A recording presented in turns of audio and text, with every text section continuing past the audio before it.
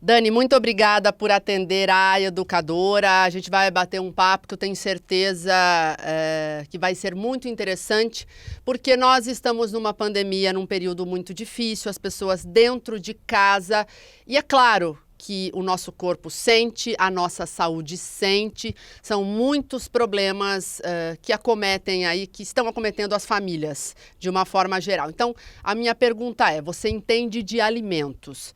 Como é que a gente pode identificar quando o nosso corpo dá sinais de que a gente não está se alimentando bem ou adequadamente? Certo, Nani, primeiramente queria agradecer o convite de estar aqui falando um pouquinho, passando informação boa, importante para todos, né? Nesse cenário que a gente está vivendo, é muito importante informações de qualidade positivas para a gente saber como lidar com esse período também.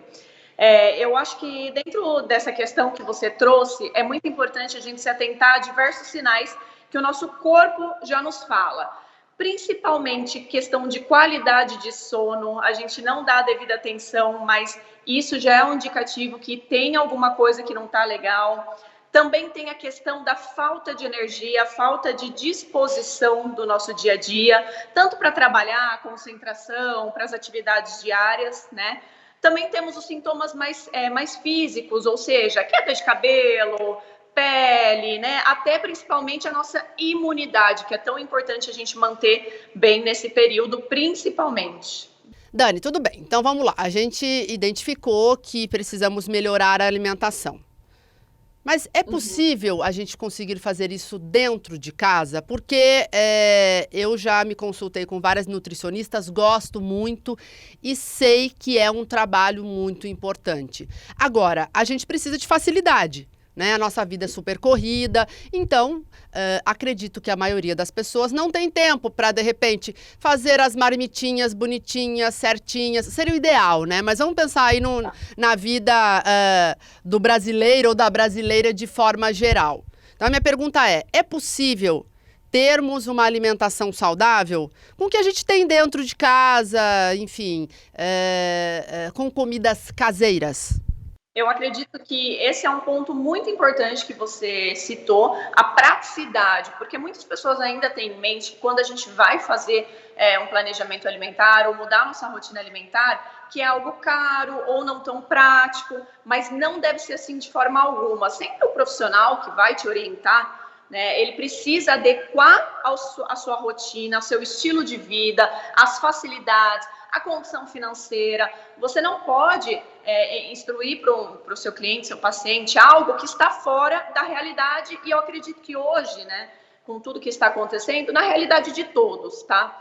Então, o que é prático, né? O que é barato? É o alimento de verdade, é o arroz, o feijão, os legumes ali do momento, da estação, né? Normalmente nos mercados a gente tem os dias da feirinha, que a gente fala, que os valores estão um pouco melhores também desses legumes ou desses tubérculos, ou seja, da batata doce, né, dos grãos no geral. As proteínas, elas acabam sendo o prato um pouquinho mais caro ali, né, que compõe, mas mesmo assim a gente ainda tem algumas ofertas. Então, é a gente pensar no quê? No básico, na comida de verdade. O arroz, o feijão, que está na mesa de todo brasileiro, os legumes, as proteínas magras no geral, as frutas. A gente não precisa estar comprando alimentos altamente selecionados e importados para ter uma boa alimentação. Aqui, né, os alimentos mesmo nacionais, que são mais fáceis de encontrar mesmo, que está em todos os mercados, eles já trazem inúmeros benefícios. A composição nutricional já é riquíssima. Então, é muito simples, é só a gente ter uma boa orientação e indicação para saber o que a gente vai estar colocando no nosso dia a dia. Mas é aquela velha frase que já se tornou até clichê, mas é muito real. É você desembalar menos e descascar mais. Quando você segue isso, você com certeza vai ter uma rotina muito mais saudável e muito mais dentro também da sua realidade financeira. Dani, vamos falar agora sobre imunidade. Nós estamos numa pandemia e o que a gente mais busca é realmente, além da qualidade de vida, é justamente um bloqueio contra a Covid-19. É possível obter mais resistência por meio dos alimentos? Sim, com certeza, Nani. É muito engraçado, né, a gente falar disso, porque não é só os alimentos, é um conjunto, né? A gente vai aqui citar alguns alimentos legais, mas também é o conjunto. A gente tem que entender que comer insuficiente ou fazer dietas muito restritivas, proibitivas, ou comer em excesso, ambos trazem prejuízos, principalmente na nossa imunidade. Porque quando a gente está comendo em excesso, tá, e alimentos que são altamente processados, o nosso corpo entende isso como toxinas para a gente. Então, o que vai acontecer? O nosso sistema imune vai combater as nossas toxinas e vai deixar um pouquinho debilitado para outros agentes que podem agentes infecciosos, que podem estar trazendo prejuízos para a gente. E também a falta, a gente sabe, o prejuízo de fazer dietas restritas e proibitivas, que também você não tem o mínimo de nutriente ali para o seu sistema imune funcionar adequadamente, a energia necessária, e aí dessa forma você tem quedas de imunidade. É muito comum a gente ouvir, por exemplo, comecei uma dieta, fiquei doente. Por quê? Porque não fez de forma adequada. Né? A dieta, na verdade, ela é algo para te trazer saúde, fazendo da forma adequada, né? E os alimentos que vão trazer essa imunidade são todos esses citados que são ricos em nutrientes, vitaminas, minerais, fibras principalmente, né? Então são as frutas, a diversidade nas frutas, a diversidade nos legumes, a diversidade na nossa alimentação dentro de algo que seja ainda prático e com custo acessível para todos, tá? Dani, para a gente encerrar agora, vamos fazer uma receitinha rápida. Quantas refeições por dia? E dá dicas aí, como deve ser o café da manhã, um almoço legal, um cafezinho da tarde, até a janta, que eu já sei que não pode ser muito pesado. Então, faz um roteirinho básico aí para a nossa audiência que está acompanhando a entrevista.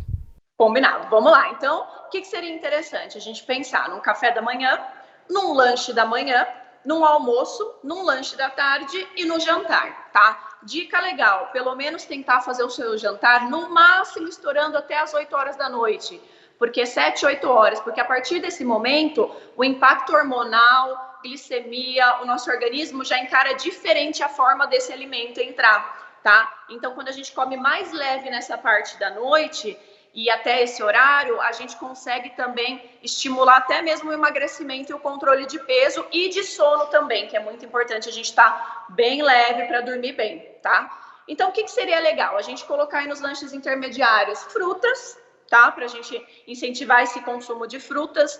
Ali no nosso cafezinho da manhã, a gente poderia escolher talvez um pão integral que a gente conversou, né? Que tem mais fibras em sua composição.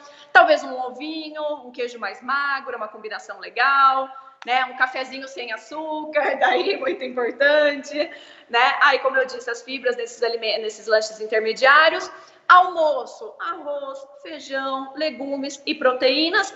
E ali na parte da noite também, só que com a quantidade um pouquinho mais reduzida, tá? Porque até porque a gente não vai estar tão ativo, então a gente não precisa de tanta energia assim, a gente já está num momento de repouso.